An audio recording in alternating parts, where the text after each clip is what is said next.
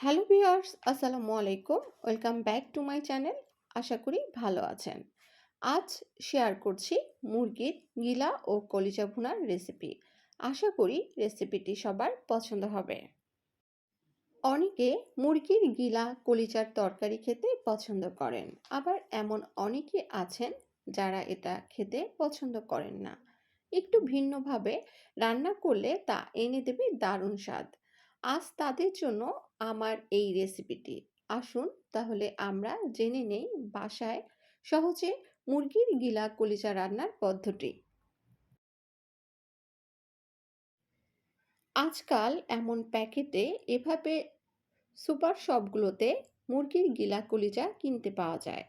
আমি এমন একটি প্যাকেট শপ থেকে কিনে এনেছি। এখানে 500 গ্রাম মুরগির গিলা কলিজা আছে। এরপর প্যাকেট থেকে বের করে ছোট ছোট টুকরো করে কেটে পরিষ্কার করে ধুয়ে নিয়েছি।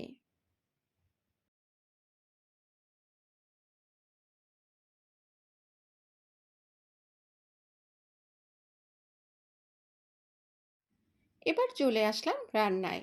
এই জন্য চুলার উপর একটি হাঁড়ি বসিয়ে তাতে দিলাম 3 টেবিল চামচ তেল। তেল গরম হলে তাতে দিলাম 2 টুকরো দারুচিনি, 4টি এলাচ, 4টি লং, 2টি তেজপাতা। তেজপাতা 2 টুকরো করে কেটে নিয়েছি। এখন গরম মশলাগুলো তেলে ভেজে নিলাম। গরম মশলাগুলো যখন কিছুটা সুগন্ধি ছড়াবে ওই পর্যায়ে দিয়ে দিলাম হাফ কাপ পেঁয়াজ কুচি। এবার পেঁয়াজ কুচি নরম করে ভেজে নিব।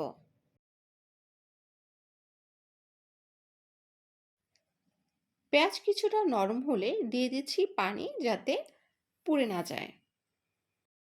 এবার দিলাম 1 টেবিল চামচ আদা বাটা ও 1 টেবিল চামচ রসুন বাটা। এবার মশলার কাঁচা গন্ধ না যাওয়া পর্যন্ত ভেজে নিব।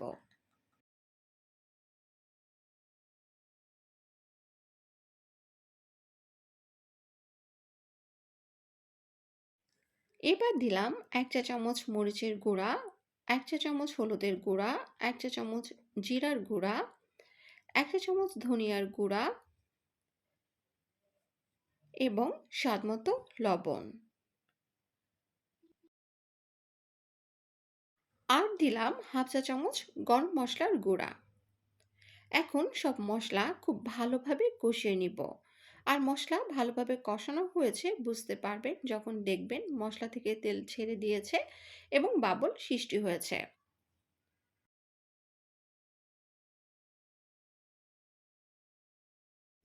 আর ওই পর্যায়ে দিয়ে দিলাম মুরগির গিলা কলিজাগুলো।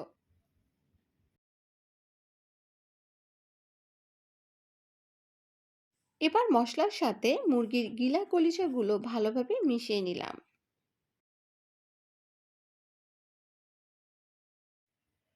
5 থেকে 6 মিনিট কষিয়ে নিয়ে দিয়ে দিলাম ঢাকনা।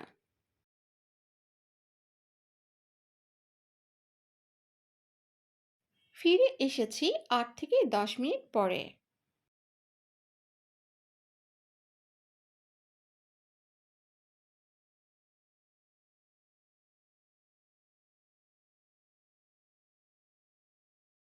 এবার দিলাম পানি। হাফ কাপের পরিমাণ দুবার দিয়ে মোট পানি দিলাম 1 কাপ।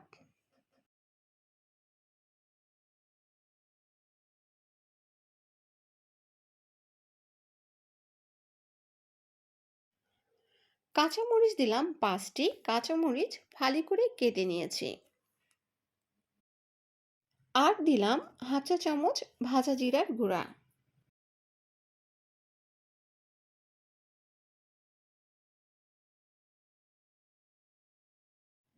এবার সিদ্ধ হওয়া পর্যন্ত জাল দিয়ে নিব। আমার 1 কাপ পানিতেই সিদ্ধ হয়ে গিয়েছিল। আপনার সিদ্ধ হতে আরও পানির প্রয়োজন হলে দিয়ে সিদ্ধ করে নেবেন। আমার রান্নার প্রায় শেষ পর্যায়ে। এবার আমি গ্যাস অফ করে আপনাদের পরিবেশন করে দেখাচ্ছি। তাহলে প্রস্তুত পরিবেশনের জন্য। হটপটে রাখতে পারেন, খাবার সময় গরম পাওয়া যাবে। কয়েকটা কাঁচামরিচ উপর দিয়ে দেওয়া যেতে পারে। Pulao, fried rice, vegetable rice কিংবা রুটি পরোটার সাথে জমবে বেশ। এতক্ষণ সাথে থাকার জন্য আপনাকে অসংখ্য ধন্যবাদ।